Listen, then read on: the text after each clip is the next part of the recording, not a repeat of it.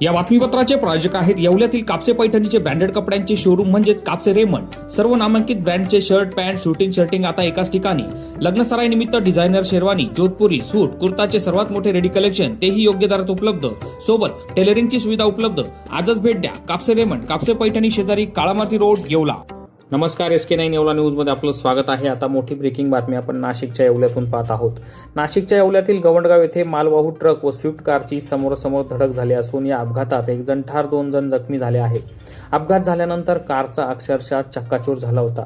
सुदैवानं स्त्रीरोग तज्ज्ञ तथा भूलतज्ञ डॉक्टर दीपाली चंद्रशेखर क्षेत्रीय या अपघात स्थळाहून जात असताना त्यांनी वेळीच 2 रुग्णांना CPR दिल्यानं त्यांचे प्राण वाचले आहे। नाशिक संभाजीनगर महामार्गावर गवंडगाव येथे मालवाहू ट्रक व स्विफ्ट कार यांच्यात समोरासमोर धडक झाली। या धडकेत एक जण ठार झाला असून 2 जण गंभीर जखमी झाले आहे। अपघात झाला तेव्हा रस्त्याने स्त्रीरोग तज्ज्ञ डॉक्टर दीपाली चंद्रशेखर क्षेत्री या जात होत्या।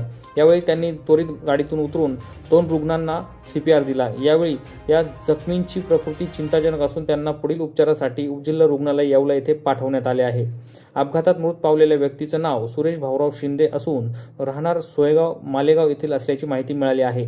दरम्यान या अपघाताची नोंद येवला तालुका पोलिसात करण्यात आली असून पुढील तपास येवला तालुका पोलीस करत आहेत।